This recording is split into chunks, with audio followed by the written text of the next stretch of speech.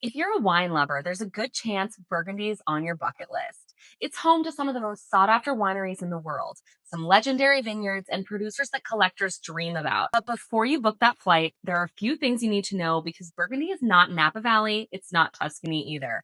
By the way, I'm Hilary Zio, a certified sommelier, two-time wine book author, restaurant owner, and wine educator. After 20 years in the industry and visiting over 50 countries, this channel is all about helping wine lovers travel better, and give you an insider's look at how the whole wine industry works.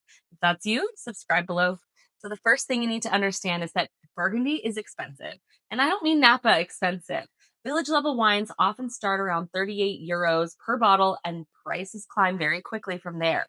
Premier Cru wines can easily cost hundreds of dollars. Grand Crus can run into the thousands. So, if spending money on wine makes you uncomfortable, there are honestly better wine regions to visit than Burgundy. And that's not meant to scare or discourage you. It's just meant to help you set realistic expectations. One of the biggest mistakes I see people make is showing up in Burgundy without a budget. Before you go, just decide how much you're comfortable spending, not just on tastings, but on wine purchases and shipping as well. So, if you're planning to visit producers, remember that many expect you to buy wine there. And that's another important difference from really everywhere else in the world. People often visit wineries just for the experience. In Burgundy, if you're tasting with a producer, there's usually some kind of expectation that you're genuinely interested in purchasing wine afterwards. You don't necessarily need to spend thousands of dollars, but showing up with no intention of buying anything can create a very awkward situation. Another thing that surprises visitors is that Burgundy isn't really built around tasting rooms. Most producers own small vineyard parcels scattered throughout different villages and appellations. The winery isn't usually just sitting in the middle of a vineyard with a restaurant and a gift shop. In many cases, you'll be tasting in a cellar, maybe in a warehouse or a family domain. Because of that, I highly recommend learning a little about Burgundy before you arrive. Now, you don't need a master sommelier level understanding, but you should know the difference between regional, Premier Cru, and Grand Cru wines. Understanding the major villages like Gevry-Chambertin, Chambon-Musigny, Vosne-Romanée, Puigny-Montrachet, and Meursault are going to dramatically improve your trip for you. One thing I wish more travelers understood is that Burgundy is really about producers, not just vineyards.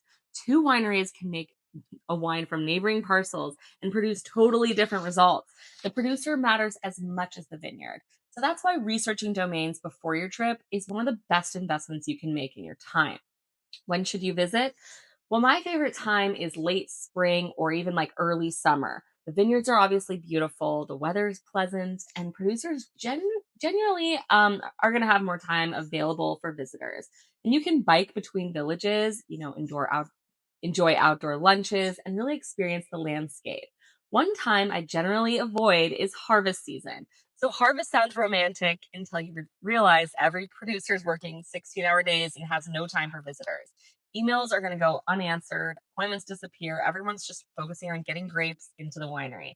So, if your goal is meeting winemakers, just skip harvest. Now, let's talk about arranging visits because this is where Burgundy gets challenging. Some of the most sought after producers don't have online booking systems. In fact, many don't really have a hospitality program at all. So, getting appointments often requires emails, follow up emails, phone calls, and a whole lot of patience. So, you should start planning this months in advance. Make a list of your dream producers and then create a backup list because some of those are not going to respond. Others may already be booked, so that's completely normal in Burgundy. The wineries are often small family businesses, and hosting visitors is secondary to making wine. For first time visitors, I actually recommend mixing famous names with more accessible producers. The large negociants like Drouin, Jadot, and Bouchard often provide excellent tours and tastings. These experiences can help build your understanding of Burgundy before you dive into the small family estates. So, one of the biggest secrets of Burgundy is that the relationship doesn't end when you leave. In fact, that's usually where it begins. So if you find a producer you love, you stay in touch, join the list on their mailing list, follow all their new releases. And I found that the strongest Burgundy relationships often lead to access to wines that are really difficult to find elsewhere. And some producers allocate their best bottles to longtime customers. Building those relationships can be one of the most rewarding parts of becoming a Burgundy lover. So let's talk about some villages you should absolutely visit. First of all, Beaune. It's the logical home base for any traveler. It's super charming, walkable, filled with shops and restaurants, so much history. It's centrally located, which makes it easy to explore both the Côte de Nuit and Côte de Beaune. So from there, I love driving or cycling through villages like Meursault, Puigny-Montmarché, Chasson-Montmarché, Vont-Romanée, Jambon-Musigny, and Gevry-Chaberton. Even if you're not tasting, simply seeing these vineyards are that you've already like read about for years is such an incredible experience. One event worth mentioning is the Hospice de Beaune auction. It takes place in November and attracts wine lovers from around the world. It's so exciting, historic, just uniquely Burgundian. Just know that hotels are going to book out really quickly. Prices increase dramatically during that period too. People always ask me which producers I would prioritize if I was going to plan a trip to Burgundy today.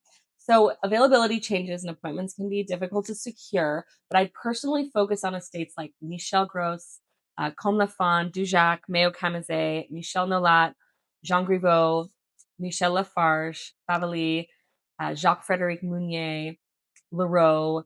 There's so many because there are a lot of famous names and producers that just don't always dominate social media conversations or restaurant lists. Some offer value, relative to their reputation, while others produce wines that have become really benchmarks for their appellations. So if you're able to visit just a few of these, then you'll gain a much deeper understanding of what makes Burgundy so special. As for wine shopping, don't limit yourself to wineries. Burgundy has some fantastic wine shops where you can find old vintages, rare bottles, and just producers you may not be able to visit. Sometimes these wine shops can be your best source for wines that are impossible to find back home. If I could give one final piece of advice, it would be this: don't treat Burgundy like a tasting trip. Treat it like education. Walk the vineyards, learn the villages, talk to producers, because Burgundy isn't really about checking wineries off a list. It's about understanding why people become so obsessed with this place in the first place. So if you've been to Burgundy, let me know your favorite producer or village here in the comments below. And if you enjoy discovering wines like these, but you just can't hop on a plane every month, join my wine club. Every quarter, I personally select 6 European wines that I actually pour behind my wine bar and I ship them directly to your door. It's always under 200 per quarter with shipping included. So I'll put the link for that in the description below and I'll see you in the next video.